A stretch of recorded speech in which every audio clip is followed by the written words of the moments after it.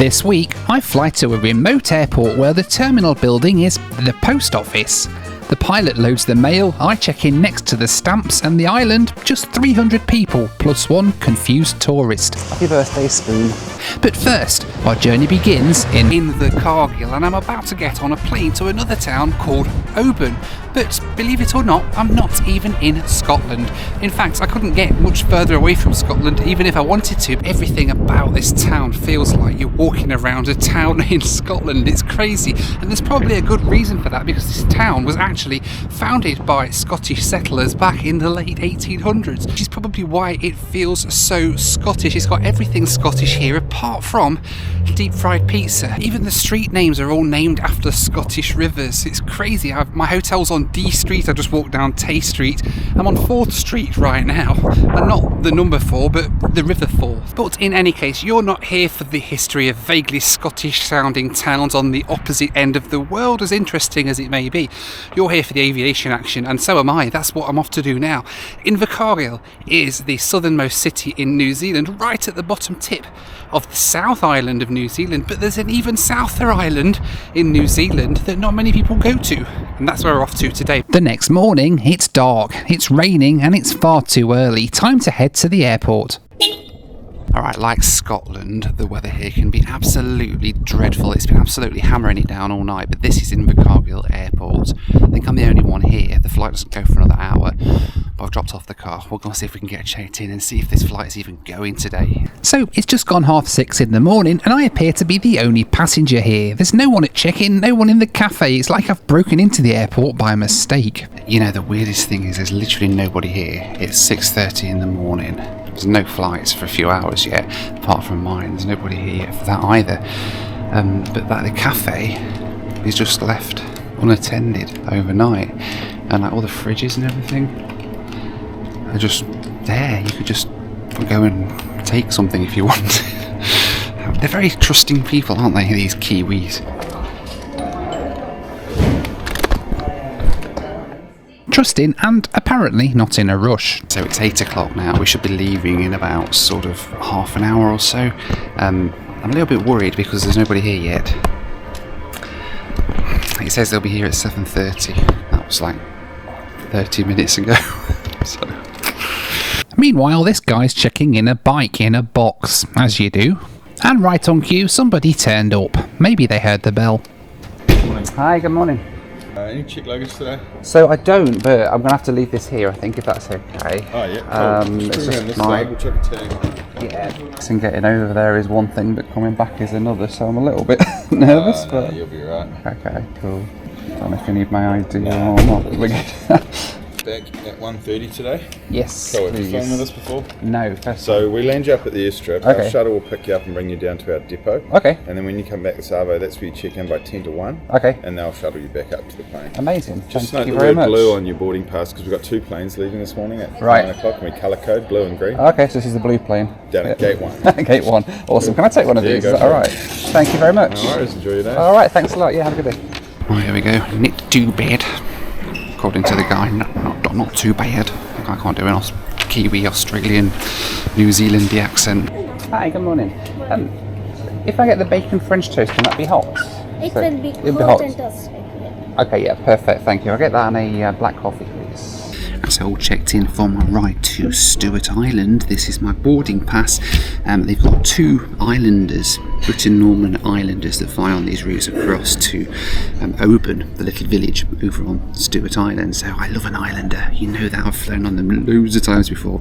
Little Land Rover things, basically a Land Rover with wings. And that's going to take me across the open ocean today to Stewart Island, which is going to be pretty cool. I've got some French toast for me brekkie. And there's a plane just turning up now. And there it is, my ride to Stewart Island, a Britain-Norman islander, basically a Land Rover with wings. The pilots start loading the plane with mail, parcels and, hopefully, passengers. It's all very casual, no ground crew, no jet bridge, just pilots, post and propellers. Good morning. Not too bad. It's a crappy day out there today. Come on, I'm sure you can handle it. Just wait this next Yeah, round. no worries, mate. Cool. You can follow me out to the plane, just going to one on the left. Alright. Boarding today is via gate rainy tarmac. There's no air bridge, no queue, no announcements, just a nod from the pilot and a stroll across the puddles. I know where you want to sit. Climbing aboard feels less like getting on a plane and more like crawling into someone's SUV, just with slightly more wings and slightly fewer cup holders. Board everyone, just a quick safety brief. You've all got seatbelts, they have to remain on for the duration of the flight. Emergency exit is the entrance that you entered the aircraft in. To open it, lift the handle and push outwards. If it doesn't open, you've got the red emergency lever on the window. After a quick safety briefing, mostly involving how to open the door we just climbed through, the engines fire up with all the finesse of a Land Rover on a cold morning. We taxi out into the gloom. It's wet, it's cold, and the windows have steamed up like the top deck of a double-decker bus in winter. Visibility's questionable, the vibes though, excellent.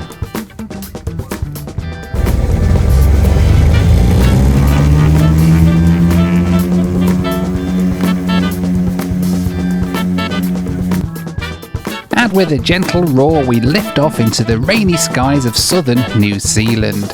Next stop, Stewart Island. Just a 20-minute hop south then, but a world away from anywhere. Stewart Island sits right at the bottom of New Zealand, so far south that the next stop after this is basically Antarctica.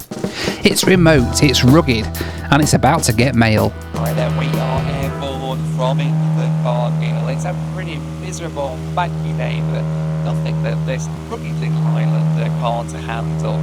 As you stand by my statement, this is like a Land Rover. It will drive in anything. They can fix it with a spanner and a hammer, wherever it ends up, stuck with it. And the pilots are just awesome all the time. We leave the mainland behind, flying past the very tip of New Zealand's South Island. It feels like the edge of the world, and just beyond it, something even more remote. And just like that, the weather started to clear. After 20 minutes of grey skies and rain-smeared windows, Stewart Island appeared below like a postcard from the tropics. White sandy beaches, crystal blue water, and not a single jet bridge in sight. We touched down on a tiny airstrip surrounded by trees. No tower, no terminal, just paradise.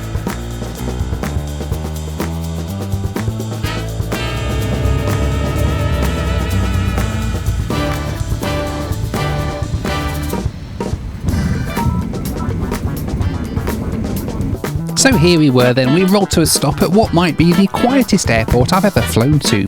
No terminal, no baggage belt, not even a fence. Thank you.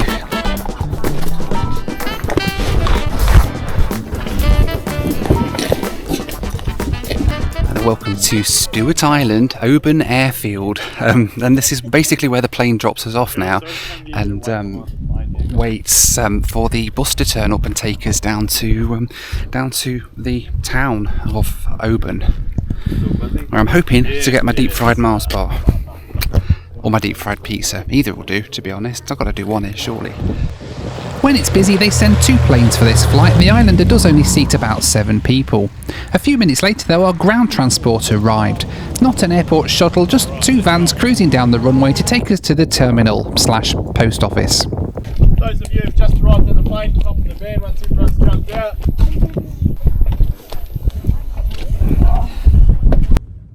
From the runway, it's about a 10-minute ride into town, down narrow winding roads that look more like a rainforest trail than a taxi route. Not a bad way to start the morning, really.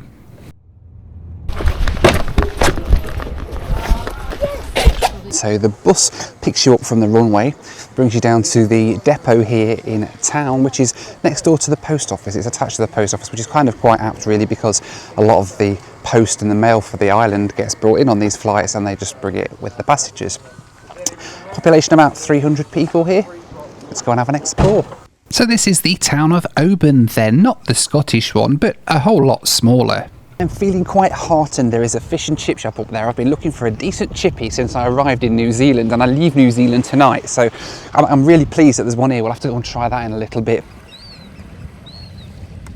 So right here at the side of me, this is the school for the islanders. There's only one school, and it goes up to grade 8. I don't know what that is in like in English or even in American, what grade 8 is, but it goes up from basically grades 1 to 8, and I think then they have to go back to the mainland.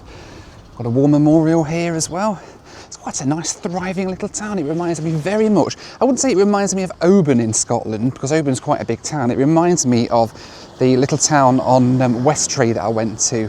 It's very similar to that. I absolutely love that on the outside of the supermarket they put the birthdays of people whose birthday it is. And if you go to Stoke, you can have salmon and mussels and hot pies and things there in Stoke, wherever that is. Presumably not Stoke-on-Trent. Maybe there's a place here called Stoke. I don't know, but happy birthday, Tony Paul and Isla and Ayla and Spoon. Happy birthday, Spoon. So I actually allocated myself 4 hours here because I didn't know how big this town was. I thought 4 hours, generally you can have a wander around, go in a few shops, have a look at a few cafes and things like that. I've been here for 20 minutes and I've walked the entire length of the town. So maybe I might have overestimated the size of Oban a little bit, but hey, and it's raining as well. So yeah, there ain't a lot to do here, but it's very beautiful. It's so nice. It's like I imagine when the sun's shining, it's like some sort of lush tropical island, but when it's not shining, it's kind of like Cornwall. It's just beautiful, and the rain brings its own sort of charm. So Stewart Island apparently has got an observation rock. So I'm going up to have a look at it. Maybe it's going to give me a good view out over the island, but it's up this bloody steep hill. About a 10-minute walk apparently, about a quarter of a mile away from downtown Oban.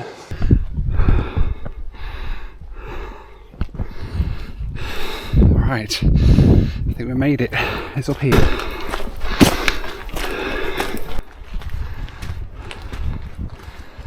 Oh wow, holy wow. This is the observation rock, where we can observe rocks and islands. Wow. Whew. That was kind of worth the walk. I'm so unfit. Here's the thing about where we are right now on Stewart Island. That's north behind you at the minute, this is south. You go this way, well, your next stop after Stewart Island is the Antarctic. If you go to the east from here, across that way, the next stop, the next landfall you'll make is the southern tip of South America. And if you go that way from here, the next place you'll hit, the next landfall that way, is also the southern tip of South America. It's nothing but ocean either way. Isn't that crazy? And we're here sticking out just right down here at the bottom end of New Zealand. Oh, what a beautiful place it is though. And speaking of being exposed, did you know that your personal data could be appearing every single day across the web? From your home address to your phone number, it's all being collected and sold by shady data brokers, often without you even knowing. In fact, your data's probably sitting in dozens of those databases right now. Identity theft is not a joke, Jim. Millions of families suffer every year. Now, I really didn't take my own personal privacy too seriously for a very long time. I had the typical British attitude of, well, as long as I've done nothing wrong, what does it matter if my data's out there? Well, it wasn't until I started going on YouTube that I realised just how much there was about me all over the internet and just how many companies pay for that information. Moving here to the States made that even clearer. Companies out here pay an absolute fortune for your personal data. Even today, I've had this lot through in the mailbox. Enhance your experience for American Airlines with a credit card. Can you enhance American Airlines? American Express, you're pre-approved, yay! Eligibility notice, important. Extremely urgent, credit card bill, pay immediately. Okay, maybe that one's quite important, but you get the picture, don't you? All these companies get access to your data. They start spamming you through the mail, over the phone, via email. It's just relentless. But all of that is nothing compared to what I used to get before I started using Incognito. You see, I signed up with them and within minutes they found my data in hundreds of websites all over the internet and automatically had it removed. I've been with them for a while now and they're always emailing me letting me know the latest sites that they've removed all my data from. Signing up for Incognito was super easy. I just went on the website, filled in a few details, and within minutes they went to work and started removing my data from different websites all over the internet. Now, I'm so happy that my data has been erased from so much of the internet, and so is my mailbox. My wallet is too, because they're currently offering 60% off an annual plan and a 30-day money-back guarantee when you use my promo code NoelPhillips at incogni.com/NoelPhillips. So I've heard, I'm not sure if people are winding me up here, but I've heard that the kiwi bird is endemic here on this island. Apparently they're everywhere. I thought the kiwi was extinct. Maybe I'm completely wrong, and any New Zealanders in the comments might want to say, no, you're completely wrong, Noel, the kiwi isn't extinct. Well, I thought it was extinct, and I've gone my whole life believing it was extinct. And yet people here tell me that they're everywhere here. Can't see any though, in the bushes. Maybe one will jump out and attack me somewhere. Whatever that was though, it was definitely not a kiwi. No kiwis, just odd bird calls and an increasing need for caffeine. Enter the Snuggery. Not sure if it's a cafe, a cuddle club or both, but they had cheese rolls, so I went in. Hi. Hey, good thanks, how are you? Have you got any hot meals or anything yet? Or is We just have cabinet food all the time. Okay. A lot of it gets toasted. Okay, that's fine. Well, I'll take a cheese roll then. Sure. One cheese roll. And then I'll get that with a Diet Coke, please, or something. Yeah, we don't have Coke. We have a sugar-free cola. Okay, that'll do. Thank you. Thank you. Thank you. So there's no fish and chips here today. But I'm on for the next best thing, because apparently a thing here in the south of New Zealand is a cheese roll. Well, it's like basically deep fried cheese in like a bread wrap. It's basically cheese on toast, but deep fried. Kind of the next best thing to deep fried pizza, really. Oh, it's alright. They don't have Coca-Cola here. It's really manky stuff. It tastes like, you know when you get a drink from McDonald's or somewhere and the Coke machine's about out of Coke and it's all just watery? That's kind of what that is. It's not the best, but hey. That was very pleasant. I quite enjoyed that. It turned out the owner of the cafe is actually a subscriber as well, so hello. And thank you for being a fan of the channel. And right down here in Stewart Island, that's so crazy to me. Anyway, I've had my fried cheese sandwich. I'm going to head back to the post office now to check in for my flight. Because after all, nothing quite says ready for takeoff like queuing up next to the stamps. Hello. Hi, how are you? I'm good, thanks. How are you? Good, you come back for your... Yes, please. Just keep the booking. And sorry, what was your name? Noel, nobody else. Oh, down the wrong way. I would so take offence at that. Isn't that really rude? Okay. Your flight was at 1:30? 1:30, yeah. I'm just adding. No, I've left my carry-on down in So is it just Invercargill, so it's just this one, yeah. Oh gosh, Thank you've got, you. so you got nothing, that's perfect. You're all checked in. Awesome, thank you. you. Just hang around here then, yeah? Yeah, so 45 minutes before, 50 minutes really before we're on our way, because it's 1:30 the flight. Yeah, okay. So you can if you like, or you could grab yourself a nice coffee from the Snuggery, or... So I'll hang around, I've just been over there, so That's right. I'll hang around over Got a here. book, you could just sit quietly. Yeah, nice one. Thank you. Good. You're going to write it. I have to say it did feel more like waiting for a dentist appointment than an actual flight, but nope, an hour later I was in a van heading for the runway. No gates, no boarding calls. The van takes you back to the airstrip where you casually wait on the runway for the plane to arrive because, well, apparently that's how things work around here. Moments later our ride touches down, swings around and we're climbing straight back into the flying Land Rover. No security, just hop in and hope for the best.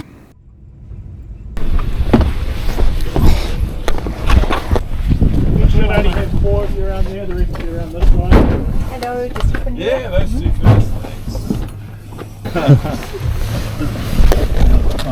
Seatbelts on, mail loaded, let's do this again.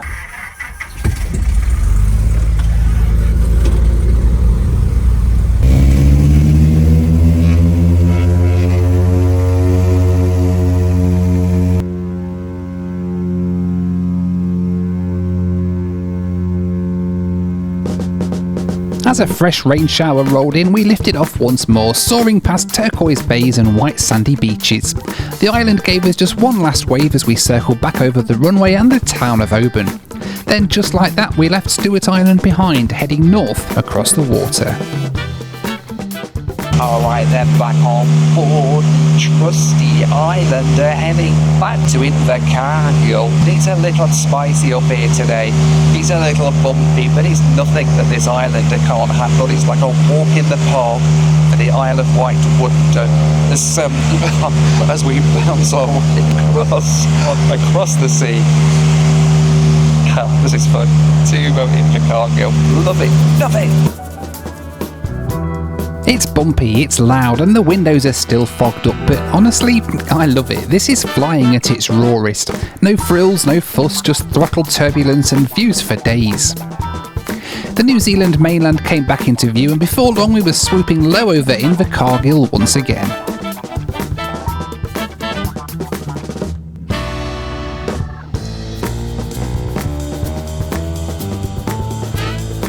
So then, final approach, front row seats, and a landing smoother than you'd think for something that sounds like a tractor when the engines start.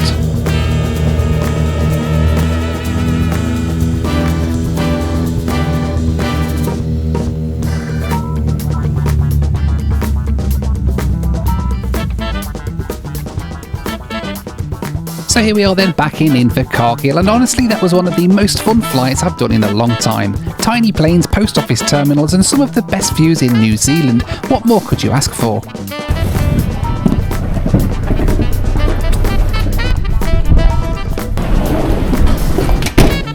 Some stuff, thank you very much. Thank you very much, you too, thank you. Welcome back to Invercargill International Hyperport. It's windy here, just like it was over in Oban. It's very much like Scotland, isn't it? Absolutely. I forgot I was in New Zealand actually for most of today, and actually thought that I was up in Scotland somewhere. But anyway, in any case, before I get blown off by this wind, I'm going to be going back inside because I've got a plane to catch tonight. It's time for me to go home via a couple of other places, as is usually the case. But yeah, stay tuned for that. Let me know what you thought to Stewart Island down in the comments. I really loved it. I'd recommend coming and doing it if you're ever in this part of the world. But in the meantime, thank you so much for watching. Take care, be kind, and I'll see you on the next one. Bye for now.